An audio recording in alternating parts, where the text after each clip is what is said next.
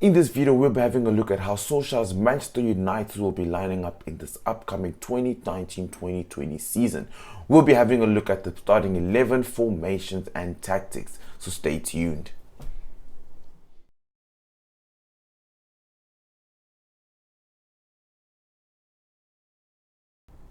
Hi and welcome to the United Stat Talk, the channel where we Manchester United fans discuss, analyze and review Manchester United's tactical plans and player stats. If you're new to this channel, welcome. Join the family by hitting that subscribe button and turning on the notification bell so that you can stay up to date with the latest information on Manchester United. But anyways, let's get right into it. Last season we usually saw Man United lining up in a 4-3-3 formation, which usually rotated to around about a 4-4-2 diamond, seeing Pogba and Herrera playing as the left and right centre mids. This formation allowed us to press our opposition's centre backs and holding mid, making it very difficult in order for them to play the ball out from the back. This had us playing to our strengths, as Pogba and Herrera were much better defensively at marking and tackling, which enabled us to actually win the ball back and stop the opposition higher up the pitch. Another formation that we saw Solskjaer utilizing during a match would have been the 4-2-3-1 formation. This meant that our centre-half Smalling and Lindelof would split, and with that split we would normally see Herrera or Martial dropping in between the two, dropping into a sort of like a back three in a sense. By doing this, that actually allowed Luke Shaw and Ashley Young to get higher up the pitch and offer more width to the attack. Another formation switch that Solskjaer quite often used last season was the standard 4-4-2 formation, where we would see Diego Dalot stepping in at right mid, or we would say or as a wide midfielder, in order to offer more of a defensive cover and offer more width on the right side. Defensively, Solskjaer had us sit in a really tight and compact 5-3-2 formation, making it very difficult for the opposition to penetrate. By closing up the space between our defensive line and our midfield line, this made it very difficult for the opposition's number 10 to really sit inside these pocket of spaces and really be effective. This setup left us in a position to hit the opposition on a break, using Martial and Rashford's pace to get in behind the opposition's defense, which worked brilliantly against Spurs. See as to what sort of a starting 11 we could possibly be having in this upcoming 2019-2020 season. Starting in goal, the prolific shot-stopping David De Gea, who, although last season was like kind of disappointing, but I mean we can't really blame him because he had a really bad defense in front of him anyway, so can't really blame him. Although he only had like four clean sheets last season, I still believe that this season's gonna come back stronger. I believe he's gonna come back working. He's gonna come back and he's gonna kill it. You know what I'm saying? Because he don't disappoint. He's been doing it for us for the past few seasons. So yeah, I think it's a step in the season. He's gonna really deliver. He's gonna really be the keeper that we know that he usually is, and that is the prolific, shot-stopping David De Gea. Yeah, and then the next position that we're going to be moving into right now is going to be looking at our fullback, which is going to be Luke Shaw. I think he's going to retain his position at left back this season, and our right back is going to be Aaron Wan-Bissaka. I don't know about you, but I am so thankful. Finally, we're actually going to have a right back this season. Last year, we never had a right back. I do not know what Ashley Young was doing right there in that position, but man, at least we got a right back this coming season. Centre backs, I believe we're going to be looking up at a lineup with Lindelof partnering up with, I'm going to go with Harry Maguire, because I feel as if a deal was actually really close with us signing Harry Maguire. It really looks like that's a massive possibility, and I think that's going to be a really good partnership. You know, Harry Maguire looks like a really good defender. I think he's really brilliant in the air. He's really strong. He's got good leadership. He's going to bring in that leadership quality which we've been missing anyways at the back. So I think he'll be a really good signing, and the ability also to actually pass the ball, to actually distribute passes. He'll really be good. I'm not saying that he's going to step in and be like our own Virgil van Dijk, but I mean, I feel as if he'll be able to still do the job. You get what I'm saying? And that's what we need this season. We need players that will be able to do the job, players that will be able to step in and do what needs to be done. Onto our midfield. In this transfer window, I don't actually see us being able to actually sign a new holding midfield. Like with the transfer budget and the players that we still need to cover, the positions that we still need to cover, I don't think that's going to be possible unless we offload some more players. But I think that if we don't offload any players, and currently looking at the squad that we have, at the players that we have at our disposal, I think that I wouldn't want to see Matic holding. I mean, he was horrific last season. Man, sucked. Oh, man sucked. But who I'd like to actually see maybe try to step up this season and see what he can really do. And really give him an opportunity, because we know Solskjaer is about actually giving young players a chance to really play. I like to see McTominay. I like to see Scott McTominay stepping in, and playing holding mid. I think he actually played a few games last season in holding mid, and I won't say he did a bad job. He actually played really well. He did really good. I can't really find a lot of fault with him when he was playing last season. So I'd really like to see McTominay playing centre defense mid this season and see what he can really deliver, see what he can really do for us in that position, before we actually go out and see if we really need to get a new replacement. But if we do get a new replacement in, then that'll be great, man. That'll really be good. That'll really be awesome for us to actually have a really good holding midfield in that position.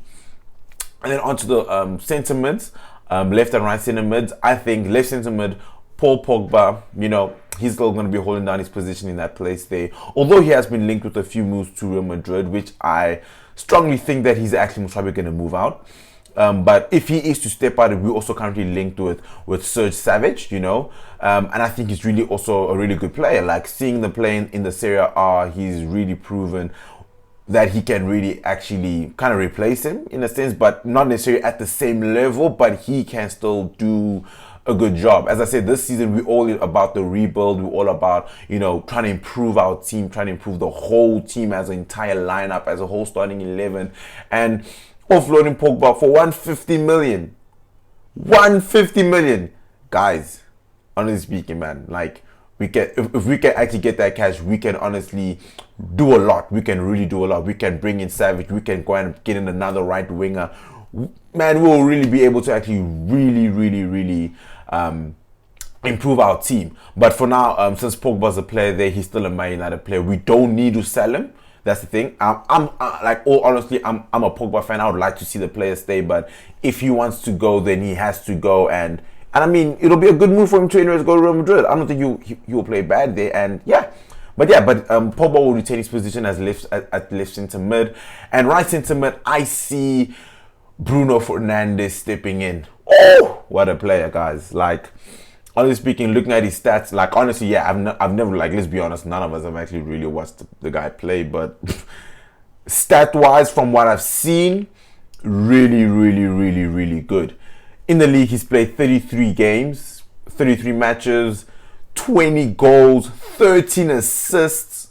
Jeez, that's insane. That's insane. That's absolutely insane. If he could actually step into this team and actually contribute the same way he was able to contribute at Sporting Lisbon, but although like, I mean, obviously, like, the league is not the same. I mean, it's the Prem, but him being able to still deliver and do that sort of a job for us, that'll absolutely bolster our team. That'll absolutely skyrocket our performance. That'll really help us really get through those tough games, and really get in, rack up the points this coming season, which we really need to do, because last season that's what we mainly struggled with, being able to